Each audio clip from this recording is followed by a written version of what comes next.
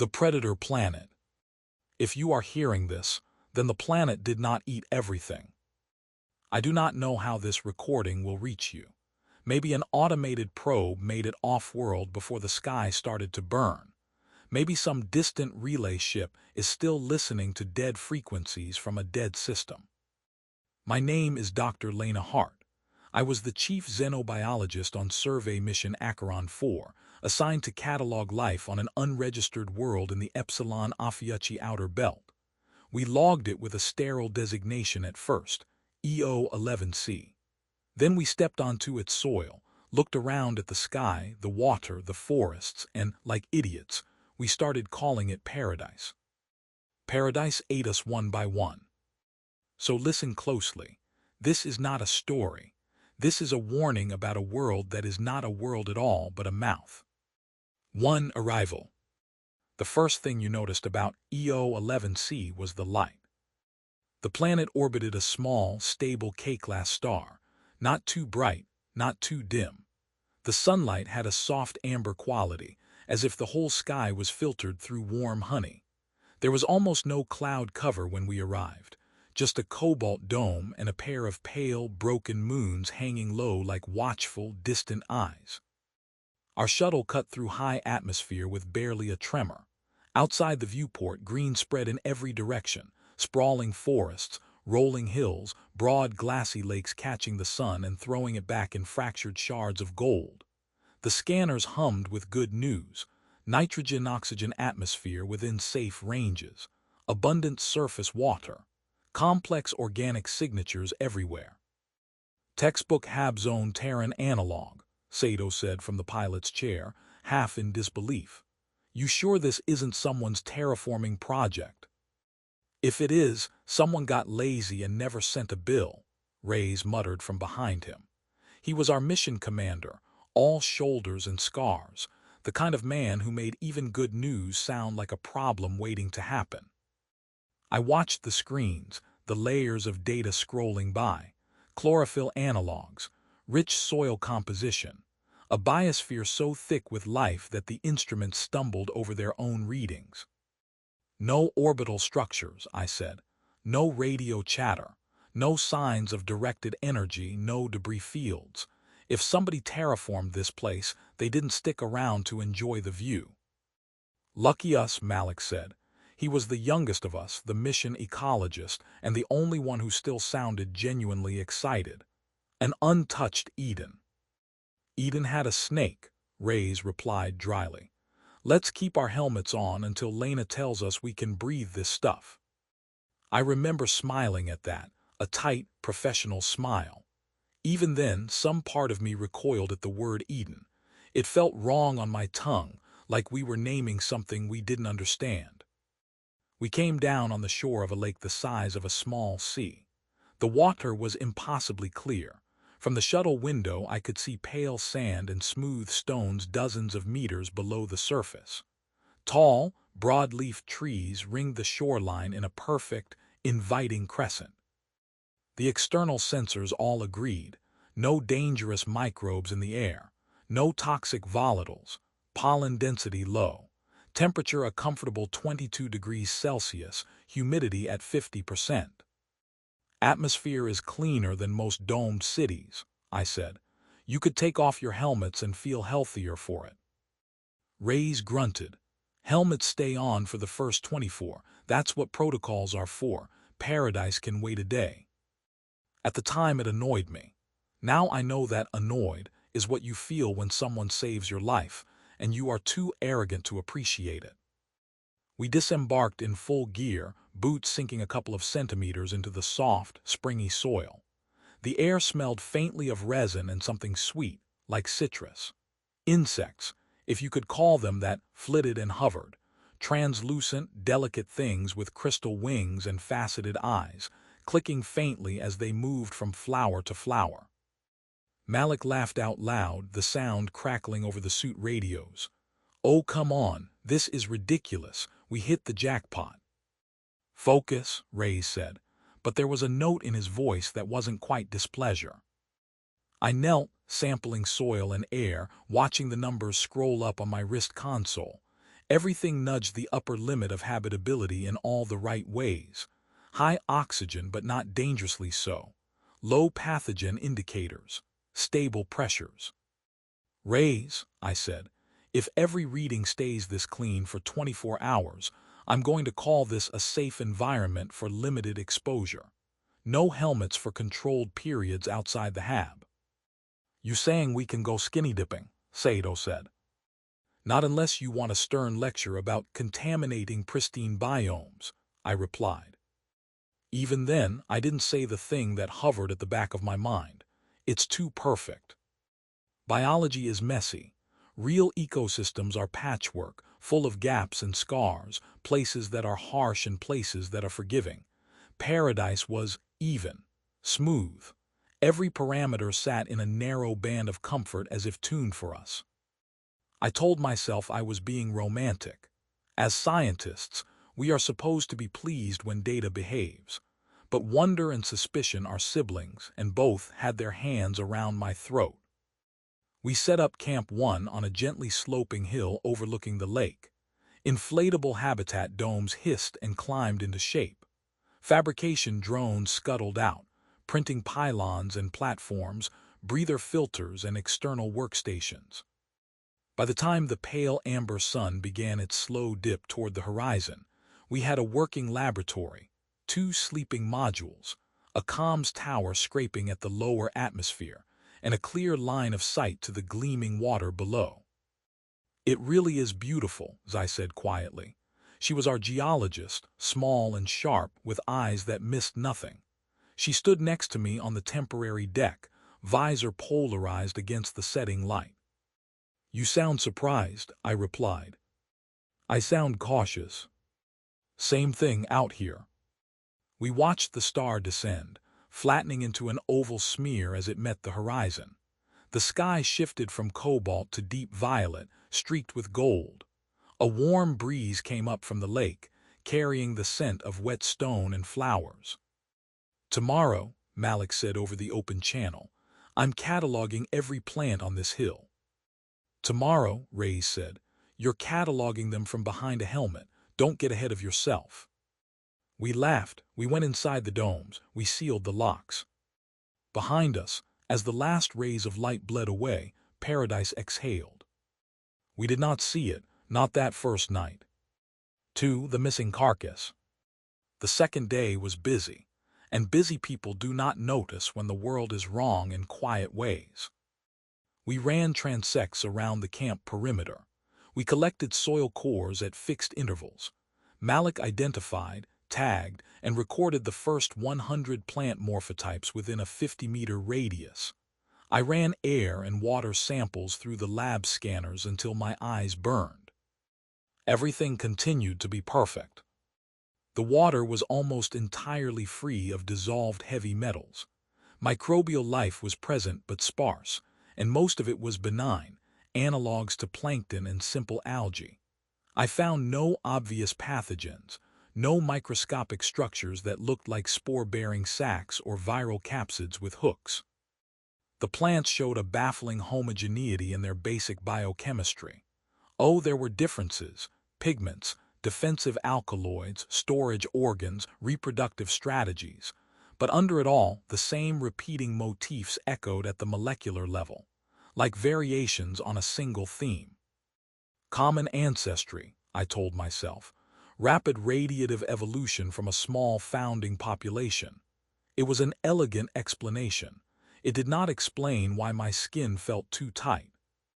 By mid-afternoon, Malik called us over the channel. Got something interesting on Grid C2, about 130 meters east of camp. You'll want to see this, Lena. I walked out with Reyes and Saito.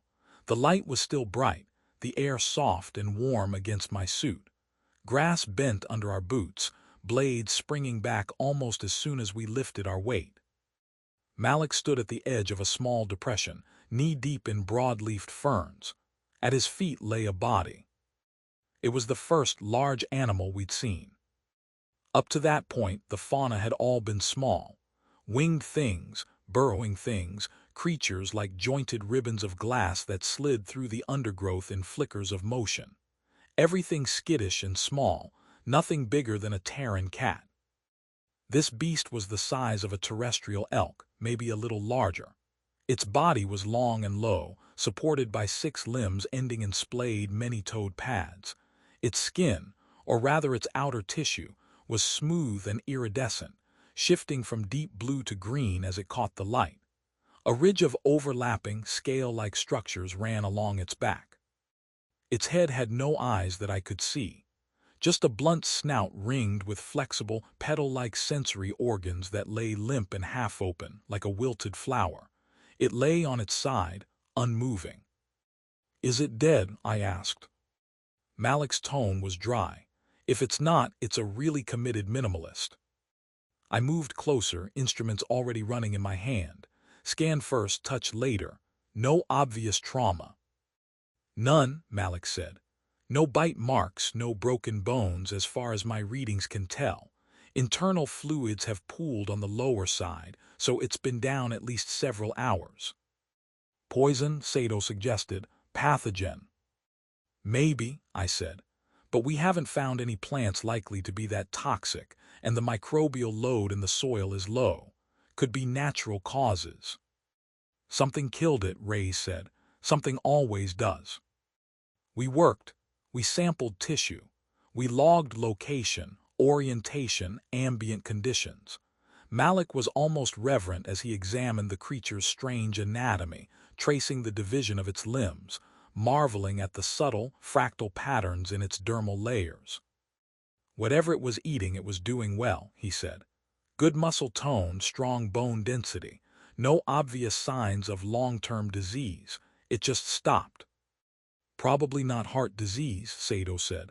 "I doubt it has a heart." "All right," Ray's cut in. "Malik, finish up. We don't have cold storage for a whole carcass, so log what you can on site. I want us back in camp before sunset." He said it casually, as if he were only concerned about losing daylight, but I saw his jaw working inside his helmet. He didn't like the idea of us wandering around in the alien dark. Protocol again. That is why none of us suggested dragging the carcass closer to camp for better study. We left it there, a blue-green hill in the ferns, sensors buried in the soil beneath it to track decomposition, temperature shifts, microbial activity. "Check back tomorrow," I said. "See what's feeding on it." The amber sun slid down. We returned to our domes. We sealed ourselves in. Outside, the air cooled, the sky darkened, and paradise opened its second mouth. When we went back the next day, the carcass was gone. Not just gone, erased. The ferns were still flattened where we had walked, our boot prints faint but visible in the soft soil. The depression where the beast had lain was still there, an outline in the vegetation, a memory in the shape of leaves. But of the animal itself there was no trace.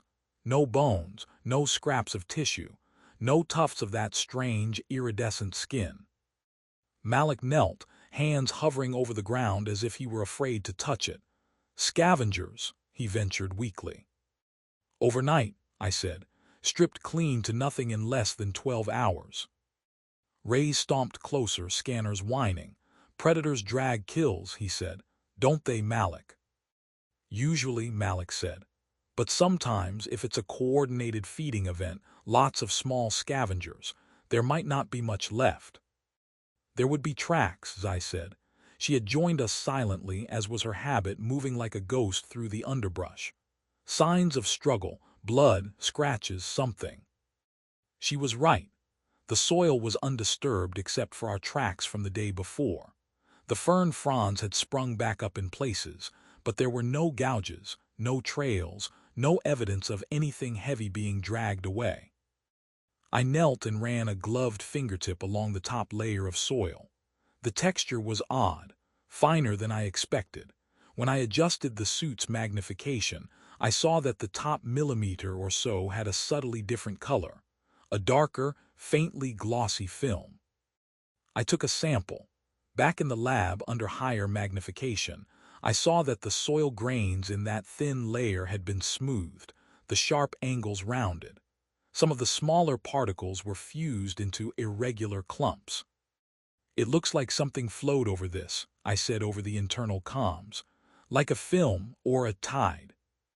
Waters, I asked. Doubtful, I replied. The weather log shows no precipitation last night, no rise in local humidity. And this isn't water erosion, it's too uniform, too shallow. Chemical spill, Malik suggested. Some kind of sap or secretions from whatever scavenged the carcass. Maybe, I said, but my stomach had already dropped. Acids could do this. Corrosive fluids smoothing the microtopography, dissolving organics and leaving minerals behind. I ran a quick pH test on the sample, neutral. That should have reassured me. It did not. Whatever it was, it's not there now, I said. If something acidic passed through, it either neutralized or it's bound to something I'm not seeing. Reyes leaned over my shoulder, eyes flicking over the data. So something came in the night, he said slowly, dissolved a 400-kilo animal and left nothing behind. I swallowed. That's one way to put it. Malik tried to laugh. It came out thin. Hey, at least they're efficient. Waste not, want not. We looked at the empty space where the unknown beast had been, at the faint dark stain of Earth. Paradise smiled. 3 perfect days, short nights. The days blurred into each other after that. We kept working. Scientists can ignore a lot when there is data to be harvested. The missing carcass became a puzzle, a curiosity, an anomaly to chase with better instruments. We set out more sensors. We planted chemical markers and cameras in a radius around camp.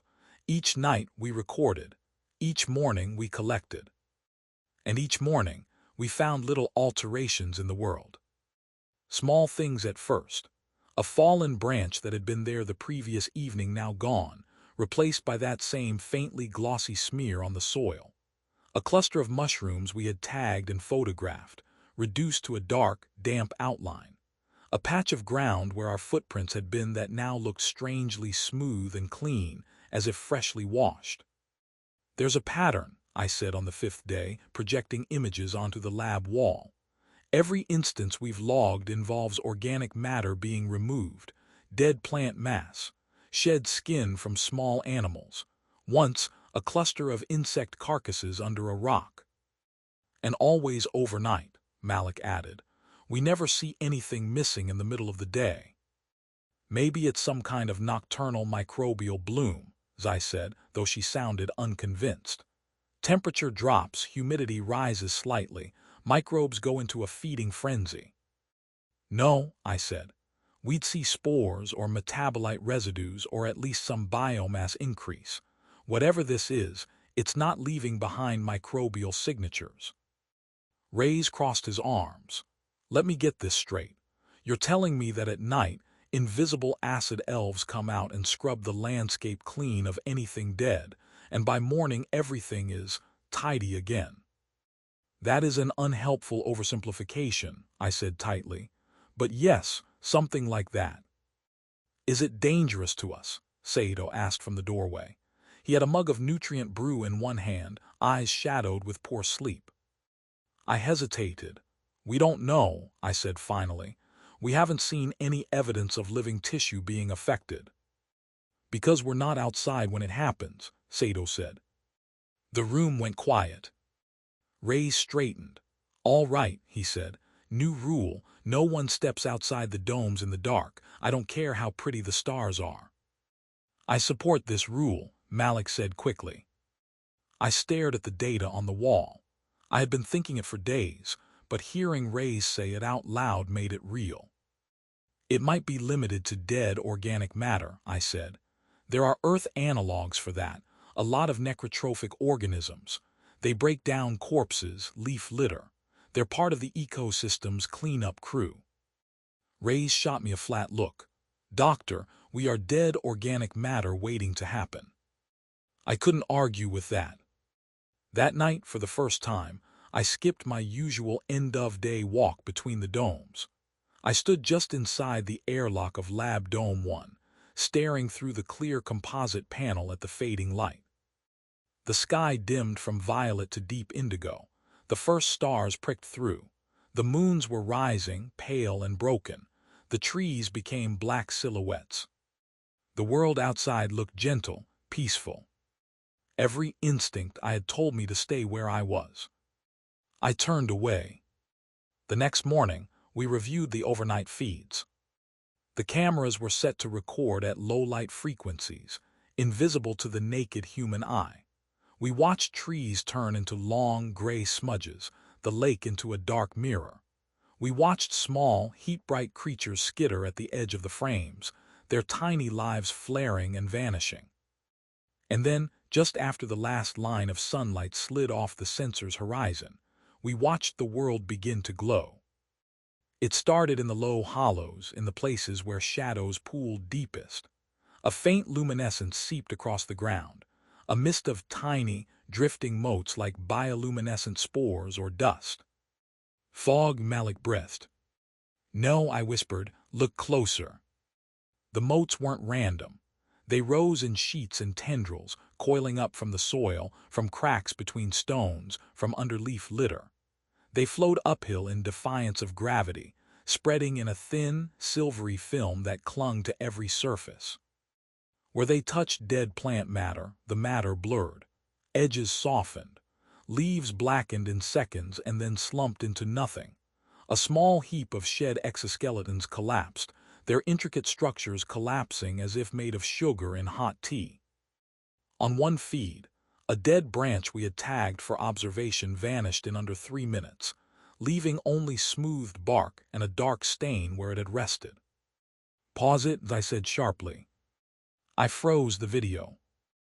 Enhance the spectral bands between 300 and 400 nanometers, she said. I reprocessed the frame.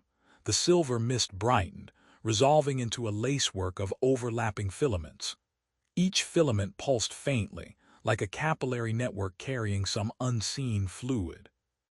It's not fogs, I said. It's more like a vascular system, outside the body. Externalized digestion, I said hollowly. A distributed stomach laid over the landscape. That's disgusting, Malik muttered. Reyes leaned in. Dr. Hart, how much of that would it take to strip a human being? I swallowed. I ran approximate calculations in my head entirely too fast. Surface area, reaction rates, comparative mass. Not much, I said, not long. Then the rule stands, Reyes said. No one outside after dark. This place may be pretty, but it eats like a landfill fire. We obeyed. For a while that saved us. 4 patterns in the feed.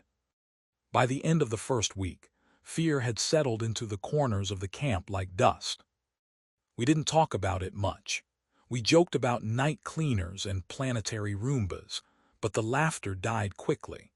The domes were rated against meteorite punctures and pressure loss, but they were not designed with the idea that the world itself might try to dissolve us. We adjusted protocols. We set double checks on all seals, implemented an evening lockdown countdown. Half an hour before local sunset, a tone would sound through the camp, gentle but insistent, reminding anyone outside to finish what they were doing and come in. At first, we always obeyed with time to spare. Then we got complacent. Habit makes cowards brave. On day 9, Sato and I were out by the lakeshore, setting up a long-term hydrochemical sampler. The water here was so clean it was practically an insult to my filters. I watched the transparency readings climb and wondered again at the unsettling absence of turbidity. Sato checked the tether line on the sampler. You think anything that cleans soil like that is working down there too? He asked, nodding toward the lake.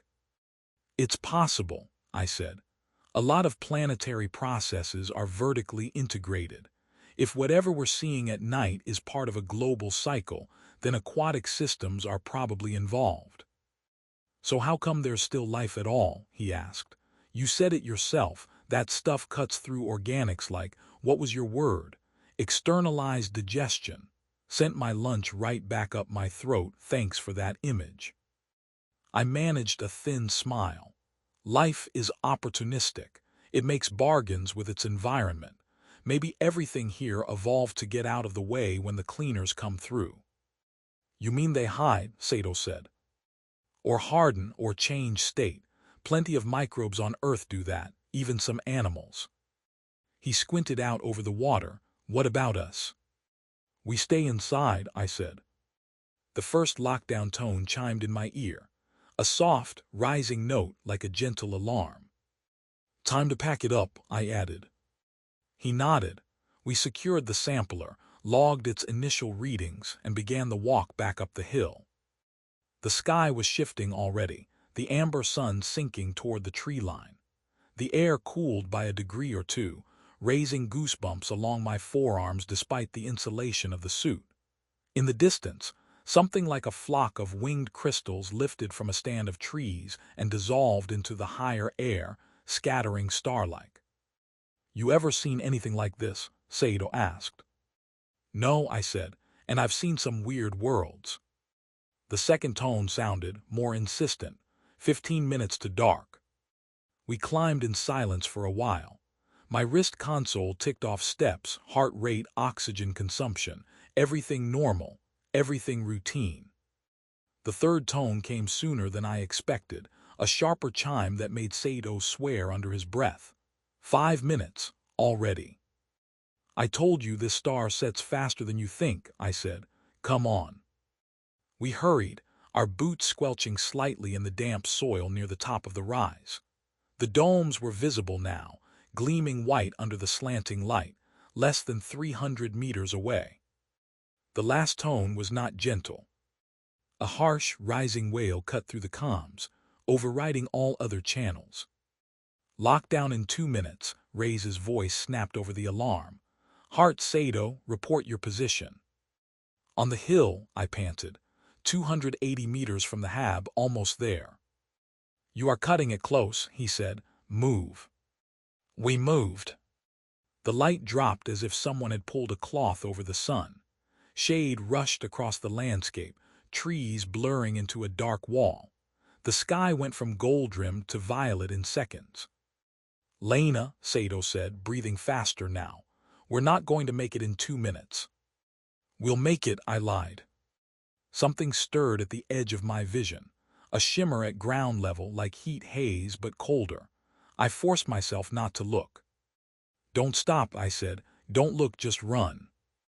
We were scientists, not athletes. Our suits were light, but they still weighed on our joints, our lungs. The incline that had felt gentle in the morning now stretched like a mountain. Ahead, the camp lights came on automatically, a soft white glow against the deepening dark. The nearest dome's airlock cycled open, a square of inviting brightness. Almost there, I gasped. 50 meters. My boots hit a patch of soil that felt wrong, softer, slick. My heel slipped. I went down hard, pain shattering up my arm as my wrist struck stone. The suit's integrity alarm chirped, a fast, shrill beeping that cut through everything else. Lena, Sato shouted. I'm fine, I said automatically, breathless. Suit S. The external pressure sensors spiked. For a moment I thought it was a glitch, then I saw it. Around my right leg, the ground was glowing. Tiny pinpricks of cold light crawled up over my boot, tracing the seams, clustering around the joints. The soil beneath my calf darkened, as if soaked in oil. The air just above it shimmered. The acid mist, the externalized digestion, it wasn't waiting for full dark, it was already rising. Get up, Sato yelled, grabbing my arm. I tried. My right boot didn't want to lift. Something held it, an invisible suction, as if I had stepped into quicksand. Suit alarms flared in my ears. External pH dropping, material stress rising. Cut, I gasped. Cut the boot. Sato didn't question. He yanked the emergency release at my ankle. The boot's seals blew, outer layers detaching with a pop of decompression. For a heartbeat I felt cold, damp air on my sock-clad foot. Then Sato tore me forward, dragging me out of the glowing patch of ground. My bare foot hit normal soil, almost pleasantly cool. Behind us, my abandoned boot sank half a centimeter into the earth. The glow thickened around it. The composite layers began to bubble. We ran. By the time we reached the airlock, the world behind us was a low, spreading sea of silver. We staggered inside, the lock cycled. The inner door hissed open. Ray stood there, helmet off, eyes hard. "What the hell happened out there?" he demanded. "The cycle's starting earlier," I panted, one hand braced against the bulkhead. "It's not waiting for full dark. As soon as the light drops below a threshold." "That stuff grabbed her boot," Saito said, still breathless. "It ate the outer layer in seconds. If we'd been out there 2 minutes longer." I didn't let him finish. "We have to move the lockdown up," I said.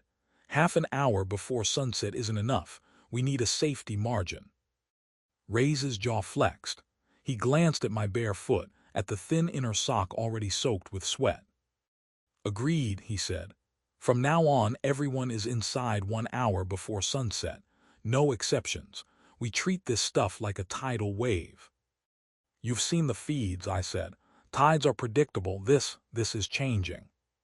His eyes met mine. There was something in his gaze I hadn't seen before, not just caution but calculation. "Then we find the pattern," he said. "Or we find a way off this rock before it decides we're overdue for collection." We did neither in time. 5. The first breach. We underestimated the planet. That sounds like a stupid sentence. It is a stupid sentence, but how else can I say it? We thought we were dealing with a chemical hazard, an aggressive, adaptive, planetary-scale digestion system, yes, but still a process, something that followed rules, something that could be modeled, respected, and avoided. We treated paradise like a dangerous weather system. We did not treat it like a hunter that could think. The acid mist, that's what we called it for lack of a better term, continued to evolve over the following days. Our cameras caught it rising earlier each evening, lingering later into the morning. The patterns of its movement shifted subtly, flowing more quickly uphill, pooling more thickly in low basins, seeking out densest concentrations of organic debris. "It's optimizing," Zai said, frowning at the overlaid time-lapse maps, "finding the most efficient routes." "It's a drainage network," Malik said. "It's just following gravity and nutrient gradients." "No," I said quietly. "It's not. Look at Sector H3. I highlighted a rocky outcrop a few hundred meters south of camp. Over several nights, filaments of acid mist had probed at its base, curling up fissures and exploring crevices. After the third night, the mist stopped going there. "Nothing organic in those rocks," I murmured. "Low payoff. It tested, found nothing, and gave up." "Or reallocated resources," I said, "like a foraging algorithm cutting off unproductive branches." We stared at the map. "Lena," Ray said eventually, "are you saying this planet is thinking?" "I'm saying," I replied, "that we are looking at the emergent behavior of a highly integrated, highly efficient resource extraction system. Whether you call that thinking depends on how generous you're feeling." "You love this stuff, don't you?" Malik said weakly. "Even now, you're terrified, but you're also thrilled." "Yes," I said. There was no point denying it. Because this is unprecedented. Because this is the kind of thing people spend their whole careers dreaming of discovering.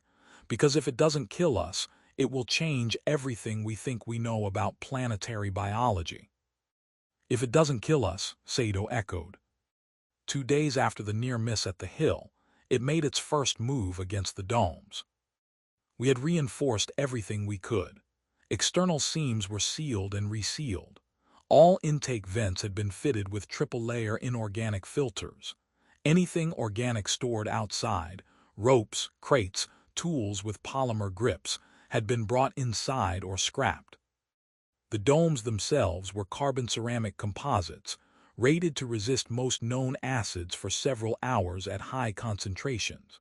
It seemed enough. We forgot that the acid mist did not need to be fast. It just needed to be patient. The breach happened in the pre-dawn hours of day 12. I woke to a faint, irregular hissing. For a moment I thought it was rain, soft droplets pattering against the dome's outer shell. Then I remembered that it had never rained here, not once since we arrived. The sky was always clear. I sat up, heart thumping. The chronometer on the wall told me it was 3 hours before sunrise. "Hear that?" I whispered. Malik in the bunk across from mine shifted and groaned. "Hear what?" The hissing grew louder, a subtle, hungry sound, like fat sliding into a hot pan. Every instinct I had screamed. "Suit up," I said, swinging my legs over the side of the bunk. "Now." "What?" "Now, Malik." He must have heard something in my voice. He rolled out of bed, fumbling for his jumpsuit. Across the narrow module, Zai was already up, eyes wide, hand pressed against the dome's inner surface. "It's on us," she said. We dressed in record time, half stumbling into our undersuits, then sealed the hardshell exteriors over them. My fingers shook as I locked my helmet ring, the soft hiss of pressurization almost lost under the growing noise overhead. The internal lights flickered, then steadied. "Rays," I said over the comm. "We have activity on Hab Dome 2. Sounds like acid contact." "We're seeing it," Rays' voice came back tight. "External cams are blind, something S." His voice cut off in a burst of static, then returned, strained. "Everyone, full suits. Prepare to evacuate Dome if we lose integrity." "Evacuate to where?" I didn't ask. The hissing was everywhere now, a surround sound whisper. I felt rather than heard a faint vibration through the floor. Zai's helmet clicked into place. "Look," she said softly. Condensation was forming on the inside of the dome's clear apex. Tiny droplets coalesced, ran in thin, meandering lines. "That's not right," I said. "That's internal." A hairline crack appeared, so thin it was almost invisible. A dendritic thread spidering across the surface. My suit alarms came alive. "Structural integrity compromised," they flashed. "External material degradation detected." "The shell's being etched," Zai said. Her voice was too calm by far. "It's thinning." "Malik, Zai, get to the internal lock," Rays ordered. "We're linking Dome 2 to Lab Dome 1 and sealing off the connector on your side if we have to. Move." We moved. The corridor connecting the sleeping dome to the lab was a narrow tube of composite and flexible seals. As we scrambled through it, I risked a glance at the small external viewport halfway down. What I saw made my stomach drop. The world outside was gone. In its place was a churning sea of light. The acid mist wasn't a mist now. It was a storm, its filaments thickened, tangled, coalesced into roiling currents that clung to the domes, to the ground, to every exposed surface. It surged and pulsed like something breathing. Where it touched the domes, the composite darkened, then blistered, then slewed away in curling flakes. "It's not supposed to do that this fast," I said, half to myself. "The material tolerances." "It doesn't care about your tolerances," Sato's voice cut in from somewhere ahead. "Move your ass." We tumbled into Lab Dome 1 as the connector's inner door opened to Rays' override. He stood inside, fully suited, helmet on, expression grim. As soon as we were through, he slammed his hand onto the manual emergency panel. The connector's automatic seals hadn't even had time to cycle before he blew them, explosive bolts firing in a staccato crack. The flexible tube buckled and collapsed, its outer layer already beginning to darken where the storm pressed against it. "Dome 2 is a loss," he said. "We're not risking a breach through the connector." "That was our sleeping quarters," Malik said faintly. "Not anymore." We stared at the feeds. The external cameras, what few still functioned, showed the acid storm in murky grayscale, the world reduced to shifting noise. "It's stronger," I said. "This is an order of magnitude more intense than last night." "Is it because of us?" Malik asked. I didn't answer, because I already knew. The acid mist had tested the rocks and moved on. It had tested the soil around our camp and begun to favor the richest paths. It had found ways to rise earlier, linger longer, probe at every gap. Now it had learned that there were large, nutrient-dense objects under thin shells of inorganic material. We were no longer an anomaly at the edge of its awareness. We were on the map. 6. The orchard. We argued about leaving. Of course we did. That is the only sane reaction when you realize the ground you stand on is trying to dissolve you. We still have the lander, Sato said. It's half a kilometer from here, but if we make a run for it during the day. And then what? Reyes asked. It's a short-hop shuttle, not an interstellar drive. We can break atmosphere, maybe rendezvous with the orbital insertion craft if it's still up there, but we don't know what condition it's in. We haven't had solid contact in 2 days. The comms tower had begun to fail around the time the acid storm intensified. At first we thought it was interference, some ionospheric anomaly. Then the tower's upper segments came back on the cameras as twisted, darkened wreckage, half melted where the mist had reached its base through some narrow channel. Anything's better than waiting to be eaten, Malik said. He sounded hollow. I don't want to die in a plastic bubble, Reyes. None of us do, Reyes said. But making a run to the shuttle without a plan is just a different flavor of suicide. What do you suggest then? Sato snapped. That we sit here and hope the planet gets bored. We learn, Reyes said. We gather every scrap of data we can. We find out if this thing has limits, and we figure out how to tell the rest of humanity not to come here. His gaze flicked briefly to me as he said the last part. I'm working on it, I said quietly. Because I had been recording every night's data, every observation, every scrap of evidence that this planet's feeding system was more than chemistry. I had started building a model, a crude one, trying to map the acid mist spread like a neural network. Nodes, connections, weights, feedback loops. It behaved like metabolism scaled up to the size of continents. It behaved like a brain. Lena, I said one evening, as we watched the mist swirl impotently against the reinforced seams of the remaining hab. You know what this looks like, right? Yes, I said. It's territorial. Yes. It adapted to us. It escalated when we sealed things off. It's trying new approaches. Yes. Then why are we still here? Because, I said, if this is truly planetary in scale, if the whole biosphere is integrated into this system, then this is the first time humanity has encountered a world that is not just alive but predatory at every level. If we leave, if we can leave, without understanding it, we'll be sending missions blind into whatever else is out there. We at least owe them a map of the teeth. It was a beautiful rationalization. Underneath it, a raw, selfish truth. I couldn't walk away from the most important discovery of my career, even if it killed me. On day 14, we found the orchard. It lay a kilometer east of camp, in a shallow valley we had not yet surveyed. The journey there was tense but uneventful. The acid mist did not rise during the day, and we had moved the lockdown margin to a full 90 minutes before sunset. The valley was different from the surrounding forest. The trees here were shorter, their trunks thinner, their branches heavy with fruit. The fruit glowed, softly, subtly, like coals banked under ash. Each ovoid hung from the branches on delicate stems, their skins translucent, pulsing with inner light. Bioluminescent reproductive organs, Malik breathed. Some plants on Earth. Look closer, I said sharply. We did. The fruit were not all the same color.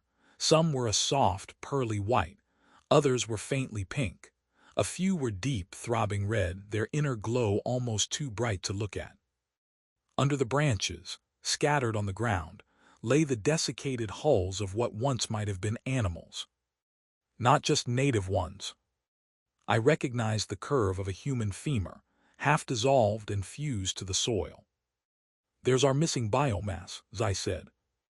"The fruit are growing out of them," Malik said hoarsely. He was right. Fine, filamentous roots descended from the tree trunks, threading into the pale, pitted shapes on the ground. Some disappeared into hollows where skulls had been. Others wrapped around vertebrae, knotted through ribcage. I knelt, heart pounding against my ribs, and scanned one of the red fruits. High in simple sugars, high in complex organic compounds, protein analogs, lipids, micronutrients. "It's a storage organ," I said. "The trees are drawing up digested material from the soil and concentrating it here. A high-value nutrient package." "Like fruit," Malik said. He reached out, almost without thinking, then drew his hand back with a shudder. "Who eats this?" Saito asked quietly. "What's the target consumer?" We looked around. There were no large herbivores in the valley, no obvious seed dispersers. Only the silent trees, the glowing fruit, the bones underfoot. "What if this is just another stage of the same process?" I said. "The planet dissolves organics at night, pulls the nutrients into the root systems, then redistributes them where they're needed. The fruit may not be for a specific animal at all. They're just reservoirs, bulges in the pipes." "That's one hell of a plumbing system," Saito muttered. "There's more," I said. She pointed toward the far end of the valley, where the trees grew denser. In the half-shade beneath them, something moved. For one vertiginous moment, I thought the fruit themselves were crawling along the ground. Then my eyes adjusted. Creatures the size of dogs prowled between the trunks, their bodies low and plated with overlapping slabs of mineralized tissue. Not bone, something tougher, denser. Their legs were jointed like insects, tipped with hard, clawless pads. Their heads were blunt and eyeless, their faceplates smooth except for a ring of tiny, waving sensory tendrils. They moved with the slow assurance of creatures who knew that nothing here could hurt them. One of them reached up with a forelimb and plucked a red fruit from a low branch. It held it for a moment, tendrils tasting the surface, then split it open along a seam that hadn't been visible before. Thick, dark fluid spilled out, and the creature lapped it up with a flexible, tube-like tongue. "Consumers," Malik whispered. "Finally, something high on the food chain." "Notice the armors," I said. "Look at the composition." I shifted my scanner. The readings came back dense, non-organic dominant. "They're mostly mineral," I said. "Silicate-based exoskeleton. Organic components are shielded deep inside." "Hardened against the acids," I said. "They can walk through the mist unharmed, feed at the source." As if to prove her point, one of the creatures pawed idly at the soil. A faint glimmer of old, fused bones surfaced, then collapsed further under its weight. "This is a complete system," I said softly. "Dissolution, absorption, storage, redistribution, consumption, every piece tuned to survive the nightly tide." "Except us," Saito said. I couldn't argue. We watched in silence as the armored creatures fed, their tongues stained dark with whatever concentrated slurry the fruit contained. Ray's voice crackled in our ears. "Team, check in. You're approaching the edge of your excursion window." "We found something," I said. "An integrated nutrient reservoir and consumer niche. I'm logging as much as I can, but we'll need to come back." "We're not coming back," Ray said. "Not until we've shored up the hab. You have 30 minutes to get home before we miss our new lockdown margin. Move." We moved. As we climbed out of the orchard valley, I glanced back once. The trees' glowing fruit throbbed in the deepening light, 1,000 red eyes watching us go. 7. The sky eats too. We lost the shuttle on day 16. By then, the situation had deteriorated enough that even I could no longer pretend staying was anything but a slow-motion suicide. The acid storms had intensified further, not just in our immediate vicinity but across a much wider area, according to the distant sensor buoys we'd seeded. The pattern of their spread had taken on a new, disturbing feature, thin tendrils reaching higher into the air, as if tasting the sky. "We need to try for orbit now," Sato said. "Before that, thing starts licking the landing pad." "I hate the way you phrase things," Malik muttered. He wasn't wrong, though. We spent an entire night running simulations, weighing the risks of a daytime sprint to the shuttle against the certainty of eventual dissolution if we stayed. The lander was half a kilometer away, parked on a bare rocky patch we had naively thought would be safe. The terrain between was relatively clear. "If we leave at first light," Reyes said, "we can make it there with a 2-hour margin before expected missed rise, based on the last 3 nights' cycle." "Expected," I said. "It keeps getting earlier, Reyes. What if today is the day it jumps again?" "Then we improvise," he said. "I'd rather die running than waiting." No one argued.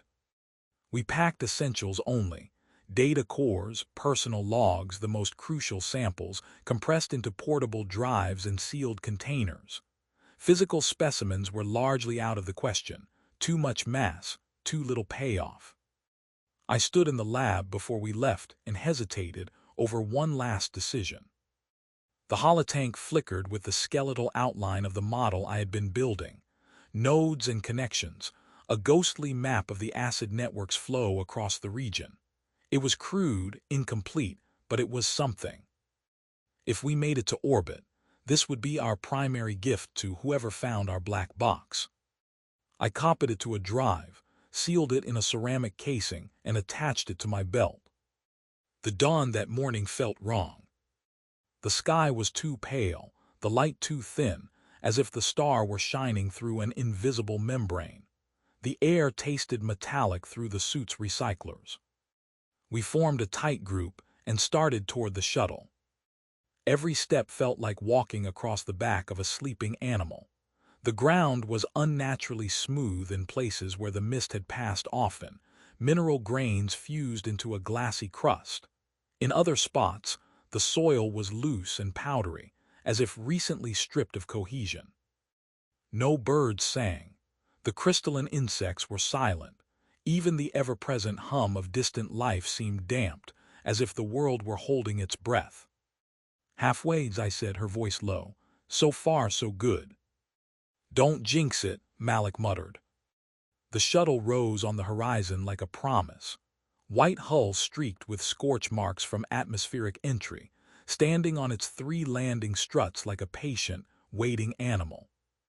"I'll start pre-flight as soon as we're aboard," Sato said. "Reyes, I'll need you too." His words cut off. Every suit alarm in the group went off at once. A piercing, overlapping chorus of warnings blasted into our ears. Atmospheric anomaly. Corrosive particulate detected. External pH drop. I looked down. The ground around our boots was glowing. Not like at dusk, not a slow, creeping illumination, but a sudden, simultaneous ignition of silver fire. Filaments erupted from the soil, seething up around our feet in a writhing tide. "It's not time yet," Malik shouted, panicked. "It's still morning." The cycle shifted, Zai said. Her voice was eerily calm. "It's not following the star anymore, it's following us." "Run," Reyes bellowed. We ran. The mist surged with us, matching our pace, clinging to the ground in a thin, deadly film. My boots hissed where it touched them, composite outer layers sloughing away in curling scraps. 100 meters, Sato yelled. "We can make it." Something dark flickered at the edge of my vision. I glanced up and my heart froze. The sky was bleeding. High above us, bands of faint, opalescent light were descending, like curtains of aurora made of poison. They rippled and shimmered, reaching down from invisible reservoirs in the upper atmosphere.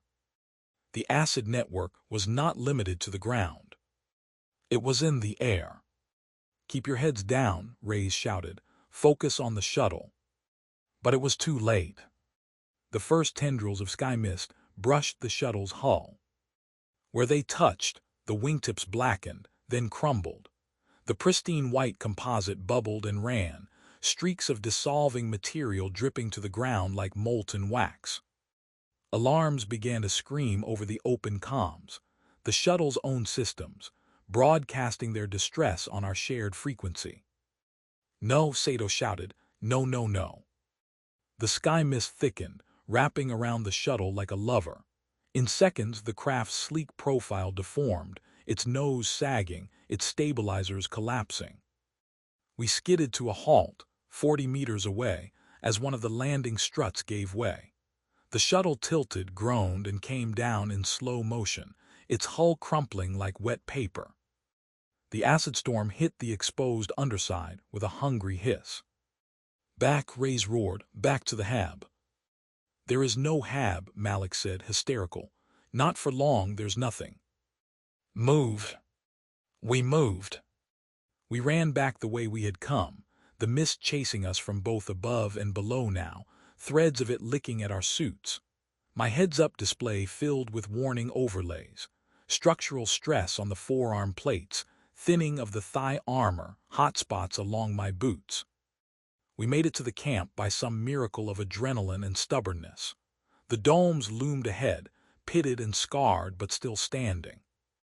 Reyes slapped the emergency override on the main airlock, forcing it open before the cycle had completed. We practically dove inside, the inner door sealing with a hollow boom. For a moment, silence. Then, as if on cue, something heavy landed on the dome above us with a sickening, wet thud. "What was that?" Malik whispered. We didn't have to wonder long. An external camera still functioned on the north side. Its view showed the shuttle, or what remained of it, slumped on the ground in the middle distance, half-melted, acid smoke curling from its twisted frame. The sky above it glittered with faint, floating particulates, bits of composite, shreds of our hope. "We're not going anywhere," Zai said. No one argued. 8. A mind made of hunger. We stopped pretending we would survive. There is a peculiar freedom in that. When you no longer plan for your own future, you start planning for someone else's. The data we gathered in the days that followed were not for us. They were for the hypothetical, for a future mind that might look back and say, they were fools, but at least they died usefully. We rationed everything, not because we believed it would save us, but because the habits of careful survival are hard to break. The acid storms came now not only at night, not only at the edges of dawn and dusk, but in irregular pulses that seemed synchronized not to any astronomical cycle, but to our movements. "It's tracking activity," Zai said, watching the overlays. "Heat signatures, vibrations, electrical fields. Every time we run a big power draw, it thickens over that location within a few hours." "It's a predator," Reyes said. "We're chum in its water." Predators learn, predators adapt, predators focus on dense, predictable sources of food. I refined my model. The more data we fed it, the more clearly the structure of the acid network emerged. It wasn't just a film on the surface. Underneath, a vast, three-dimensional lattice wove through soil and stone, channels and capillaries carrying dissolved organic compounds to nodal aggregations. "Like lymph nodes," I said during one late-night analysis session. "Clusters where material is processed, sorted, maybe stored." "Factories," I suggested, "or brains." I highlighted a region beneath our camp. One particularly dense node squatted under our feet, a mass of interlaced filaments and hollow tubes the size of a small hill. Our initial seismic surveys had registered it as an odd, low-density anomaly. We had written it off as a void, a cave system, maybe. It was not a void. It responded faster than any other area when we first set down, I said. The acid activity spiked here before anywhere else in the vicinity. "Because we landed on its tongue," Sato said. "Because we landed near its cortical node," I corrected automatically. "If this is a nervous system, this could be a local processing center." "Don't say cortical and tongue in the same sentence again," Malik pleaded weakly. We were all exhausted. Sleep came in snatches, interrupted by alarms, by the soft, constant hiss of dissolution against the dome walls. The composite held, but the safety margins shrank daily, the external layers growing thinner, more pitted. Inside, the air grew stale. The filters were rated for months of normal use, but nothing here was normal. The constant influx of trace corrosives, the microscopic breaches in seals, the stress on every system, it all added up. We talked less. Every conversation, too, easily circled back to death. One night, or what passed for night here, under the constant amber twilight of acid-reflected light, Reyes called me to the lab. He stood by the holotank, hands clasped behind his back. His face looked older than it had 3 weeks ago. "You've been personifying it," he said without preamble. "Excuse me." Calling it a predator, saying it thinks, talking about cortical nodes and foraging algorithms. "I'm a biologist," I said wearily. "Patterns help me think." "Is that all?" "No," I admitted. "It's more than pattern fitting. This system exhibits learning behavior. It responds to stimuli in a way that suggests integrated processing. Whether you call that a mind is a philosophical question, but from a functional standpoint." "I'm not interested in its functional standpoint," Reyes cut in.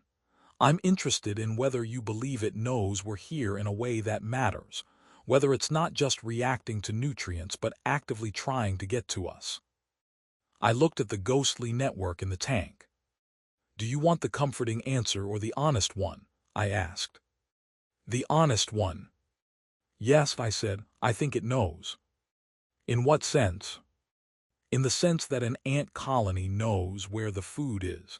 In the sense that your immune system knows what to attack. This is not a discrete consciousness in a skull. It's a process. But it's a process that has integrated us into its model of the environment as high-value targets." "Can it communicate?" Reyes asked. The question startled me. "In principle," I said slowly. "Any complex system that can respond to stimuli can be communicated with if you can find the right channel. But we don't have the resources to try something like that. And even if we did, I doubt we share enough reference frame. To it, we are protein clumps in rigid shells. To us, it is an emergent property of a planetary biosphere." "Could we tell it to ignore us?" he pressed. "If you could find a signal that mapped to ignore this, in its reward structure maybe," I said. "But we don't know its reward structure. All we know is that it distributes dissolved organics according to some optimization we don't understand." "So we can't talk to it," Reyes summarized. "We can't run from it, we can't fight it." "Not effectively," I agreed. "Then," he said softly, "the only thing we can do is make sure it doesn't get everything it wants." It took me a moment to follow. "You mean starve it," I said, "deny it our biomass?" "Partly," he said, "but more than that. You said it learns, it optimizes. If we give it a clean, efficient kill, it will incorporate that pattern. It will get better at hunting things like us. The next crew that lands on a world like this might not get 3 weeks of grace. They might get 3 hours." Understanding clicked into place, cold and terrible. "You want to make dying as difficult as possible," I whispered. "You want to poison the data." "Yes," he said simply. I looked at him, at the exhaustion in his eyes, at the unyielding line of his jaw. "You're asking us to die screaming and messy," I said. "I'm asking us to die in a way that will make this thing hesitate next time," he replied. "If it has to spend more acid, more energy, more time to process us, if it can't predict our behavior, maybe it will deprioritize things shaped like us in its cost-benefit analysis. Or," I said bitterly, "it will simply get better at dealing with outliers." "Maybe," he said, "but we have nothing else to bargain with." We stood in silence for a while, listening to the planet gnawing gently at the walls. "Have you told the others?" I asked. "Not yet," he said. "I wanted your assessment first." "My assessment," I said slowly, is that you are anthropomorphizing a chemical process and trying to bluff it. But my instincts. Yes, he prompted. My instincts say it's listening, I said, and that if any planetary-scale emergent intelligence ever deserved to be lied to, it's this one. 9. The escape attempt. In the end, it wasn't strategy that decided our fate. It was panic. On day 19, the inner layer of the lab dome's southern wall began to blister. We watched it in sick fascination, the smooth composite bulging like a tumor, discoloration spreading in branching veins. The external sensors failed one by one, giving us only tantalizing fragments of data. Spikes in corrosive particulates, surges of heat, microfractures propagating through the shell. It's found a weak point, Zai said. A micro-defect in the material, it's focusing there. Can we reinforce from the inside? Malik asked. With what? Sato snapped. We're out of patch kits, we're out of inorganic sealant, we have duct tape and wishes. Even if we could patch it, I said, it would just move on to another spot. It's testing the entire surface constantly, sooner or later. Sooner, Zai said, pointing to another burgeoning bulge. The dome creaked. For the first time, I smelled the outside without the mediation of sensors. A faint, acrid tang threading through the recycled air. Rays, I said, we're losing containment. He looked around the lab, at the equipment, at the data cores, at the people. Suit up, he said. Now, full gear. If the dome goes, our only chance is to ride it out in suits and hope the internal pressure holds long enough for the mist concentration to drop. Drop when? Sato demanded. It doesn't care about night and day anymore. Just do it. We scrambled. Years of drills of simulation after simulation paid off. Our hands moved almost on their own, sealing rings, checking levels, confirming integrity. Within 90 seconds, all 5 of us were fully suited, helmets on, filters at maximum. The first crack sounded like a gunshot. The bulge on the southern wall split, a jagged seam racing across its surface. A thin mist of translucent droplets sprayed inward, hissing where they hit lab benches, equipment, the hard shell of our suits. My external pH sensors pegged to their lower limit. Material stress warnings flared red. Get to the center, Rays shouted. Minimize contact with the walls. We clustered together, backs to each other, watching the dome peel open like a rotten fruit. The outside poured in. The acid mist was thicker here than I had ever seen it, a churning fog of glittering particles that clung to every surface. It flowed across the floor, up the equipment racks, around our boots. Within seconds, the outer layers of the benches began to slough away. Polymers bubbled, metal pitted. Suit integrity at 80%, Sato said through gritted teeth. 78, 75, this is not going to hold. Secondary seals engaged, Zai said, but we're already losing outer layers of the boots. I thought of Rays's plan, of dying messily to confuse the predator. We were about to give it the opposite. 5 tidy packets of protein, each neatly wrapped in a dissolvable shell. No, I whispered. There is a point where desperation overrides training. Follow me, I said. I ran. Not toward the airlock, not toward the other domes which were already dark, their own shells failing in quiet, unseen catastrophes. I ran toward the floor. Specifically, toward the access hatch that led to the shallow crawlspace beneath the lab, the gap between the dome's foundation and the raw ground. A space we had used early on to run extra cabling, then mostly forgotten. Lena, what are you doing? Malik shouted. Trust me, I yelled back. If we die here, we die easy. I'm not giving it that. The hatch wheel turned with stiff reluctance under my gloves. The edges were already smoking, the paint blistering where the mist touched it. I yanked it open. A dark, narrow tunnel yawned below, barely a meter high, supported by composite struts. The air inside was stale and cold. Without giving myself time to think, I jumped. The tunnel's floor was bare rock, scraped clean when we installed the dome. For a moment, it felt safer than any place I'd been in days. Then the first tendrils of mist began to poke through the hairline cracks in the foundation. The others followed me down, Reyes, Zai, Sato, Malik, dropping into the cramped space one by one. Above us, the lab dome's interior filled with a howling, corrosive wind. The structure groaned. "Forward," I said, "toward the central node."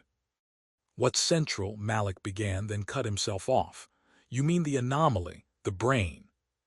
"Yes," I said. "If we're going to die, we're going to die inside its head, not in its stomach." "That is the most deranged thing you have ever said," Sato panted. "And I'm with you." We crawled. The tunnel extended farther than I remembered.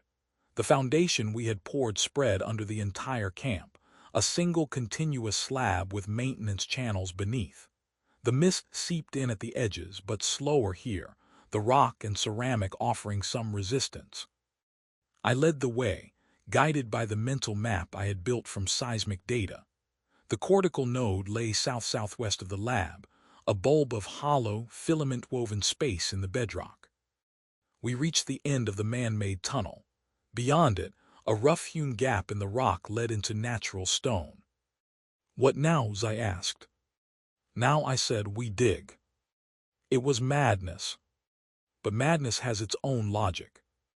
We used the tools we had: collapsible spades, engineering cutters, our own gloved hands. The rock here was softer than I expected, shot through with veins of fibrous material that my tools slid past with unnerving ease. "Careful," I said. "Those are its nerves. We don't want to cut too many at once. It might notice." "It already noticed," Reyes grunted. "We're inside its mouth." The tunnel ahead opened by centimeters, then by handbreadths. The further we pushed, the more of the fibrous veins we saw, twined together, forming something like the roots of an impossibly vast tree. My suit's environmental readouts went haywire. Strange electromagnetic pulses, fluctuating microcurrents, temperature gradients that made no physical sense. "We're close," I said.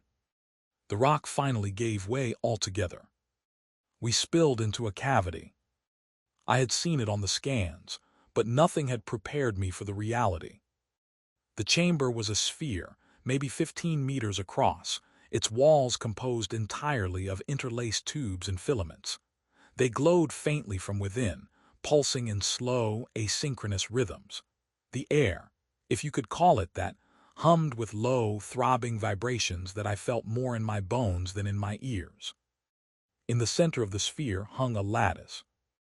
It was not solid, not in the usual sense. It was a tangled, three-dimensional web of translucent strands, each no thicker than a hair, suspended in the middle of the cavity with no visible support. Within the strands, tiny motes of light flowed and branched, converged and scattered, like traffic in an impossibly complex city. "This is it," I whispered. "A nodal processor, a local brain." The acid mist did not fill this space. It clung to the entrance behind us, seething, but it did not advance more than a meter into the chamber. "Why isn't it coming in?" Malik asked. "Maybe this is protected," Zai said. "A sanctuary for its own most sensitive structures." "We just crawled into its hippocampus," Sato said. "Or its hypothalamus. Pick your metaphor. Either way, this feels like a bad idea." "Bad ideas are all we have left," Reyes said quietly. I stepped forward, boots scraping on the strange, flexible weave that passed for a floor. Instantly, the light in the central lattice flared. Every strand brightened, motes racing faster, pathways reconfiguring. The low hum in the air rose in pitch, a pressure building behind my eyes. "It feels," Malik began, then strangled off with a gasp. I felt it too. Oh, presence. Not a voice, not words, not anything so human, but a sense of attention turning, an immense and alien focus narrowing down on the little anomaly that had just entered the chamber. "Me. Us." It is remarkably hard to describe what it feels like when a planet notices you. The closest analogy I can find is standing on an open plain during a storm and suddenly realizing that every drop of rain is falling precisely where you are. That the wind, the lightning, the thunder, all of it is converging on your small, fragile shape. My thoughts stuttered. Images, not visual, but something adjacent, flickered at the edge of my awareness. Flows of dissolved matter through channels, gradients of concentration, branching decision trees formed of nothing but chemical potential. Hunger, I realized. Not an emotion, not like mine, but a driving vector in the system's space, an optimization target. We were outliers in that space. I took another step. The pressure increased. The motes of light in the lattice accelerated further, some branching out toward the walls, down the filaments that led away from this node. Lena, Ray said, "What are you doing?" He sounded far away. "I think," I said slowly, "we're inside its reward function." "English?" Sato snapped. "It makes choices," I said. "Where to send the acid, where to thicken, where to thin. It balances costs and gains. That calculation happens here. We are inside the part of it that decides what to eat." "Great," Malik said faintly.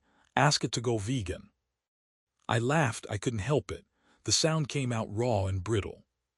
"How do you bluff a world?" I asked no one in particular. No answer came, of course.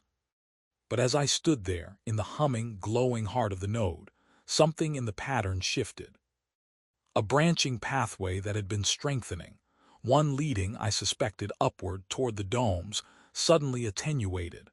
Another pathway leading away toward some distant region of the network flared instead. The acid mist at the entrance to the chamber receded by a centimeter. "It's rerouting," I said, astonished. "It's pulling resources away from us." "How?" Ray's demanded. "I don't know," I said. "Maybe our presence here is triggering a protective response. Maybe it weighs the risk of damage to this node higher than the reward of processing us right now." "You mean it's scared?" Sato said. "I'm not sure a planet can be scared," I said, "but it can prioritize." "Can we make it deprioritize us permanently?" Malik asked. I took another slow step toward the lattice. The pressure built again, but differently this time. The patterns of light flickered in complex, almost rhythmic pulses. A thought occurred to me then, dangerous and seductive. "Help me with something," I said. I dug into my belt pouch and pulled out the ceramic-encased drive that held my model of the network. "What are you doing?" Ray's asked. "I built a crude simulation of this system," I said. "A map of its own structure, incomplete but suggestive, if I can introduce it into the node somehow." "You want to show it a picture of itself?" Sato said, incredulous. "Self-modeling can change behavior," I said. "In primitive neural nets, adding recursive layers." "This is not a primitive neural net," I said. "No," I agreed. "But it is a system that optimizes. If it sees a model that suggests we are dangerous, unpredictable, costly to process, maybe it will shift its optimization away from us, at least for long enough for someone else to learn from our data." "Or," Malik said softly, "it will simply learn better ways to kill us faster." "Yes," I said, "that too." I knelt by the base of the lattice. Up close, the strands were even more intricate, woven in fractal patterns that made my eyes ache. Tiny pores along their length pulsed with microscopic fluid flows. "Here goes nothing," I murmured. I cracked the ceramic casing, exposing the drive's inert core. It was just a lump of doped crystal, patterned with nanoscale circuits, useless without a reader. Unless, of course, you had a reader that could interface with anything that changed the flow of charge. I pressed the crystal against one of the lattice strands. For a moment, nothing happened. Then the lights went wild. Every node in the chamber flared white. The hum rose into a keening wail, a vibration that shook my bones. The motes of light within the strands flowed into the drive, through it, around it, tracing its patterns, reading its encoded data not as formatted bits but as perturbations in conductivity, in local field fluctuations. I had given the planet a mirror. For a heartbeat 2, 3, I felt something like feedback, a sense of the system's vast, distributed attention folding in on this one tiny anomaly, examining it from every angle. The model I had given it was laughably small compared to the real network, a child's sketch of a galaxy, but it contained one crucial feature, the representation of us not as prey but as a disturbance, a threat.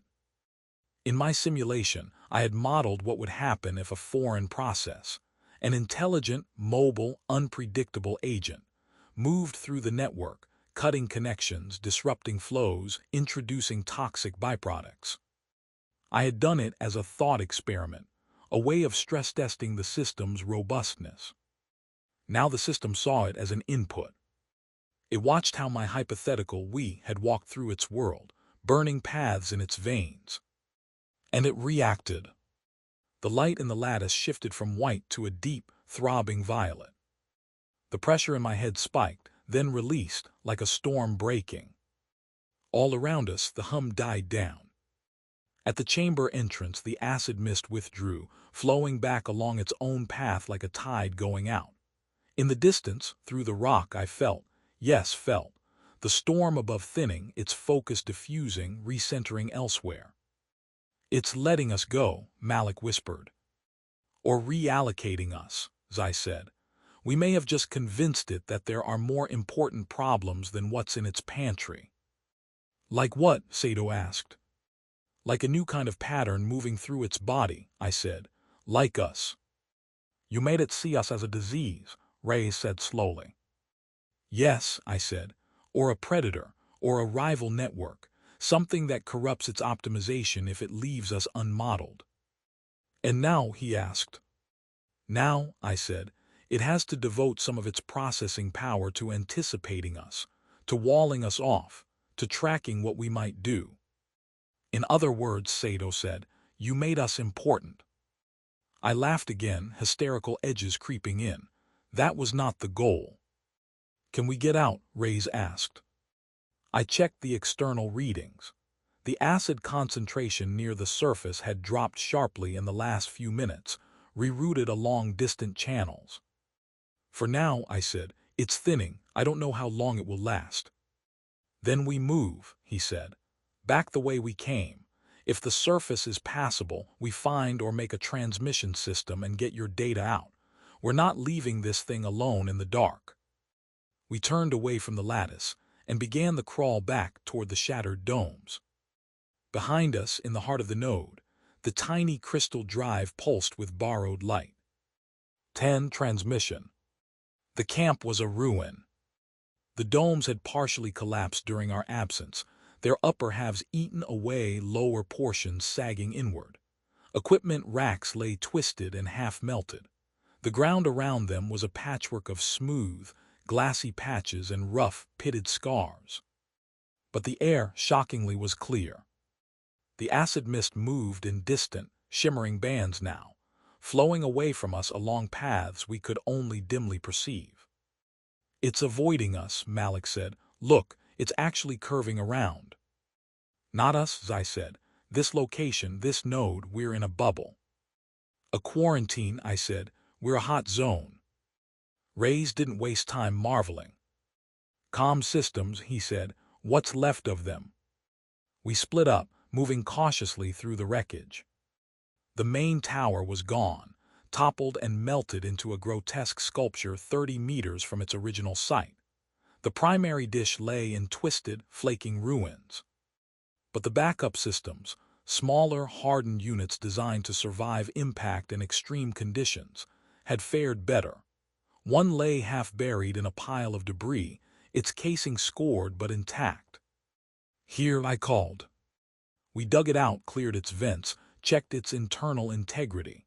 Miraculously, the core transmitter still passed self-diagnostics.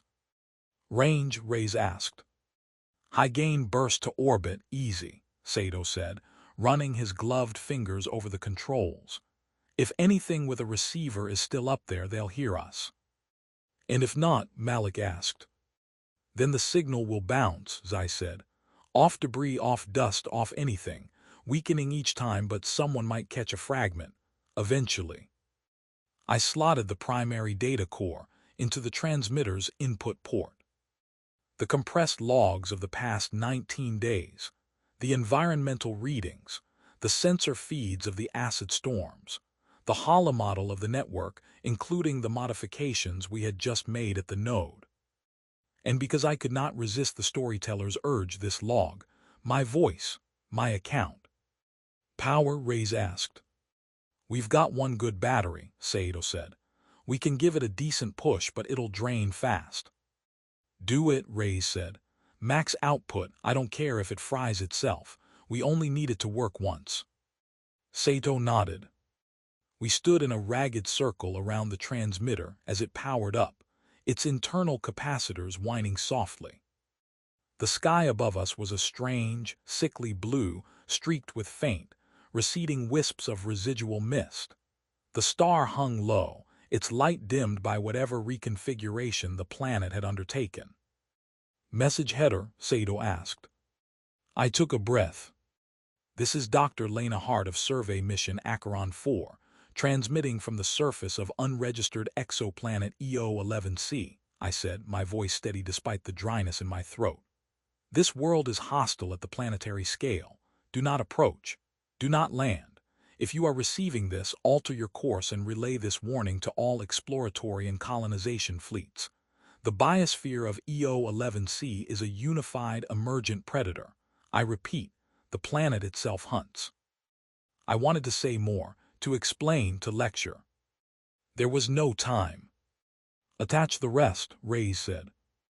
Saito hit the final sequence. The transmitter whined, then roared, a high, rising shriek that set my teeth on edge. A column of invisible energy lanced into the sky, a narrow, focused beam carrying our desperate message out of the atmosphere. "Come on," Malik whispered. "Come on, you ugly, hungry bastard. Let someone hear us." Numbers scrolled across the transmitter's tiny status display. Data rate, error correction, handshake attempts. There was, of course, no reply. Within 60 seconds, the core battery hit critical depletion. The transmitter coughed once, then died, its lights guttering out. "That's it," Saito said. "Do you think it got through?" Malik asked. I looked up at the sky, at the barely visible threads of mist flowing not toward us, but away, along some new set of optimized paths. "I don't know," I said, "but we did what we could." The ground beneath us vibrated. We staggered, catching our balance. "What now?" I asked. "Now," Reyes said quietly, "we find out how much the planet values its quarantine." The vibration grew stronger. Cracks opened in the smoothed patches of soil, thin lines radiating outward from the ruins of the camp. From each crack, a faint, pale light seeped, not the harsh silver of the acid mist, but a softer, more diffuse glow. "What is that?" Malik whispered. "New channels," I said. "It's rerouting its flows around us, building walls." "Walls that will close," I said. The cracks widened, the glowing fill between them thickening. In the distance, I heard a low, grinding sound, stone against stone. "Guys," Saito said, "I think it's sinking us." He was right. The ground was dropping under our feet, not evenly, but in a subtle, bowl-like depression. The ruined domes, the shattered equipment, the transmitter, all of it was slowly descending as the stone beneath was eroded and reshaped, funneled into some new configuration. "We need to get off this patch," Reyes said. "Now." "Where?" Malik demanded. "Anywhere we go, it'll just—" He broke off with a cry as the soil under him crumbled. He dropped to his knees, one leg suddenly buried up to the thigh in a newly formed crevice. "Malik," I shouted. We rushed toward him. The crack yawned wider, a jagged mouth opening in the ground. Pale light poured from it, the glow of filament-woven walls below. The air that rushed up was hot and smelled of metal and salt. I grabbed Malik's arm. As I grabbed the other, we pulled. Something below us pulsed. For a moment I saw it, a tangle of tendrils reaching up from the depths, wrapping around Malik's leg, probing at the suit material. Not acid this time, something else, something more precise. The tendrils tightened. The suit's outer shell crumpled like foil. Malik screamed. The sound cut through everything, raw and wordless. "Let go," he gasped. "Let go, Yule." "Shut up," I snarled, hauling with all her strength. For an instant we gained an inch. Then the tendrils convulsed, and Malik's leg, inside the suit, snapped. I felt it through my grip on his arm, a sickening crunch like thick branches breaking. His scream turned into a wet, choking gurgle. The tendrils tugged again. I realized, dimly, that we were about to be pulled in after him. "Raise," I shouted, "cut it." He didn't hesitate. His knife, ceramic, one of the few things we had that the acid couldn't immediately ruin, flashed in his hand. In one swift motion, he slammed it down on Malik's suit just above the knee, triggering the emergency auto-sever at the joint. There was a spray of fluid, blood, coolant, something else, in the cramped space between us. Malik's lower leg disappeared into the crack, yanked down by the tendrils. The rest of him fell backward, free. He lay on the ground, panting, helmet fogged from the inside. The stump of his leg, sealed by the suit's emergency constriction, throbbed in time with his ragged breaths. "Oh God," he whispered. "Oh God, oh God." "Don't look," I said, gripping his shoulders. I looked. In the depths of the crack, the tendrils were already withdrawing, carrying their prize down into the light-filled chamber below. The remaining suit material on the severed leg peeled away like skin, revealing the red, glistening meat beneath. I had wanted to deny it a clean kill. Malik's leg twitched once, twice, then was gone. "We have to move," Ray said. We staggered away from the forming sinkhole, carrying Malik between us. Every step was an effort. The ground shifted, cracking and flexing like the back of a tectonic beast. New fissures opened and closed. In some, I saw glimpses of more nodes, more filament chambers. The planet was not merely dissolving us anymore. It was reorganizing itself around us. "It's isolating the infection," I gasped, "building a capsule." "Like a cyst," I said, "or a tumor wall." "Including us," Sato added. We reached the edge of the depression. Beyond it, the land looked almost normal. Trees, ferns, the distant sparkle of the lake. The acid mist flowed there in lazy bands, as if nothing unusual were happening. Between us and that deceptively peaceful world yawned a ring of widening cracks, each filled with that soft, ominous light. "It doesn't want us spreading," Ray said. "Can't blame it," Sato muttered. "We can't jump that," I said, eyeing the gap. "No," I agreed. Behind us, the ground slumped another half-meter. The walls of our forming pit grew steeper. "We're not getting out," Malik said. His voice was oddly flat, shocked no doubt. "Are we?" I looked up at the sky. There were no ships there, no rescue, only the star, smaller now, dimmer, as if we were already sinking away from it. Maybe, I thought wildly, this was what it did to all anomalies. Meteorites, volcanic vents that didn't fit the pattern, pockets of diseased tissue in its global flesh. It walled them off, it sank them, it forgot them. "We got the message out," I said softly. "That's what matters." "Does it?" Malik asked. I thought of the transmitter, of the beam of information slicing through the atmosphere, past the tendrils of sky mist. I thought of other ships, other crews, other bright, eager fools like us looking for habitable worlds. "Yes," I said, "it does." We stood together at the edge of the pit that was becoming our grave. Above us, the sky dimmed further, the amber star slipping behind a bank of high, strange clouds I realized were not clouds at all, but faint, distant layers of acid network reconfiguration. Below us, the planet's humming grew louder. It wasn't angry, it wasn't cruel, it simply was. A vast, blind, hungry optimization running itself, again and again, over every parameter it could reach. We had been a spike in its data. We had given it a new variable to consider. I wondered what it would make of that, in the long, slow churn of its planetary timescale. I wondered if, somewhere far away, another world like this existed, another predator planet breathing in the dark. I took Malik's hand. As I took his other, Sato and Ray stood on either side of us, 5 tiny figures on the lip of a living world's wound. "Record," Ray said quietly. My suit acknowledged. "This is Dr. Lena Hart," I said. "If this log survives when we do not know this, we were not the first thing this planet has eaten. We will not be the last, but we may be the first to make it look in a mirror." The ground lurched. We fell. As the world rose up around us, swallowing light and sound, I thought of the orchard, of the glowing fruit fed by bones.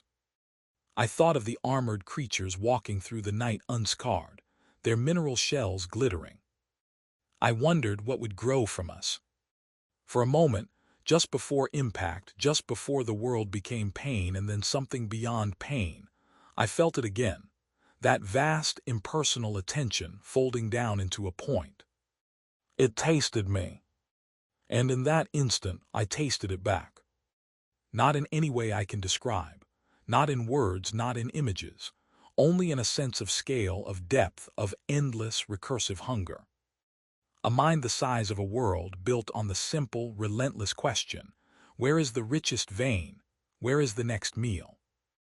If there was any trace of me afterward, if some pattern of my neurons survived as a faint echo in the flows of dissolved organic matter, I will never know. All I can do is hope that somewhere, sometime, someone hears this and stays away. The planet does not care, of course. But you should. The end.